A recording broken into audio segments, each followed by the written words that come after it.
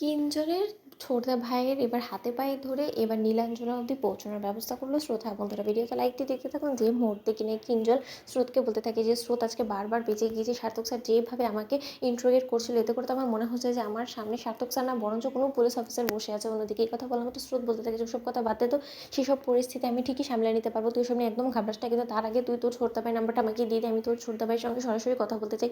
তুই আমার সম্পর্কে তাকে বলেছিস? ঠিক সেই মুহূর্তে কিঞ্জল বলতে থাকে যে হ্যাঁ বলেছি, এবং ছোটদা ভাই আমাকে বারবার করে বলে দিয়েছে যে সে যে মুহূর্তে তোর সঙ্গে কথা বলবে সেটা সম্পূর্ণরূপে আননোন নাম্বার থাকবে, এবং তুই একটা নতুন সিম থেকেই তোর আমার ছোটদা ভাইয়ের সঙ্গে কথা বলবি। কারণ কোনো মতে যদি সার্থক স্যার তোর ফোনকে ট্রেস করার জন্য রেখে দেয়, তাহলে কিন্তু ভুলবশতে যদি আমার ছোটদা ভাই অবধি পুলিশ পৌঁছে যায়, তাহলে নিশ্চয়ই তুই বুঝতে পারছিস যে কত বড় একটা বিপদের মুখে ক্রান্তদের গোটা দলকে পড়তে হতে পারে। তার জন্যই সে সতর্কতা অবলম্বন করার জন্যই এই পথটা বেছে নিয়েছে। অন্যদিকে কথা বললাম, আমাদের স্রোত বলতে থাকে যে করেই হোক না কেন প্রয়োজনে আমি তো ছোটদা ভাইয়ের পায়ে অবধি পড়তে রাজি আছি, কিন্তু যে কোনো মূল্যেই হোক না কেন আমাকে ক্রান্তদের দলের সদস্যদের সঙ্গে দেখা করতেই হবে। অন্যদিকে কিঞ্জলের ছোটদা ভাইয়ের সঙ্গে যখন স্রোত কথা বলতে থাকে এবং বলতে থাকে যে ছোটদা ভাই যে করেই হোক না কেন আমাকে আপনি প্লিজ একবার সেই প্রত্যন্ত গ্রামে নিয়ে যান। অন্যদিকে কিঞ্জলের ছোটদা ভাই বলতে থাকে যে দেখো স্রোত, আমি তোমাকে চিনি এবং আমি তোমাকে বিশ্বাস করি বিধায় নিহাতি আমি তোমাকে সেখানে নিয়ে যেতে রাজি হয়েছি, কিন্তু তাই বলে সেখানকার সকল পথটা কিন্তু তোমাকে একাই আমার সঙ্গে পার করতে হবে, এবং তোমার সঙ্গে কোনো মতেই কাউকে নেওয়া যাবে না। এবং তার থেকেও বড় কথা, তুমি কোনো মতেই সেখানে ফোন ইউজ করতে পারবে না, কারণ ক্রান্তদের দলের সদস্যরা কেউই কিন্তু সেখানে ফোন ইউজ করে না। কারণ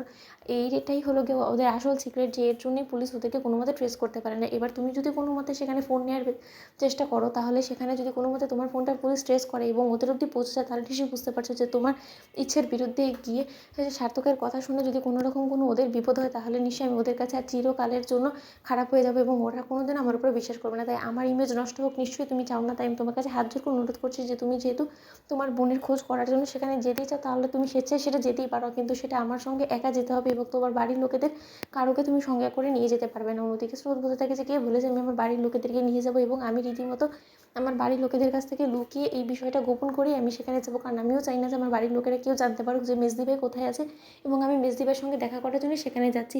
কিন্তু তার আগে তুমি বরঞ্চ ওদেরকে খবরাখবর করো যে ওরা কোনো মতে আমার সঙ্গে দেখা করতে চায় কিনা। এমনটা না শেষে গিয়ে হয় যে ওরা হয়তো বা কোনো মতে আমার সঙ্গে দেখা করতে আগ্রহী না, অথচ আমি সেখানে গিয়ে অপেক্ষাকৃত অবস্থায় রয়ে শেষমেশ হার মেনে সেখান থেকে চলে আসলাম। সেটা কিন্তু কোনো মতেই হবে না, কারণ আমি খুব ভালো করে জানি একবার আমি যে পথে হাঁটবো সেই পথে ফেরার পর যে আমার উপরে কতটা ঝড় বয়ে যাবে সেটা আমি খুব ভালো করে জানি। তাই এইখানে খালি হাতে এখানে ফিরে এসে আমি কোনো মতেই সেই ঝড়টাকে মোকাবেলা করতে পারবো না।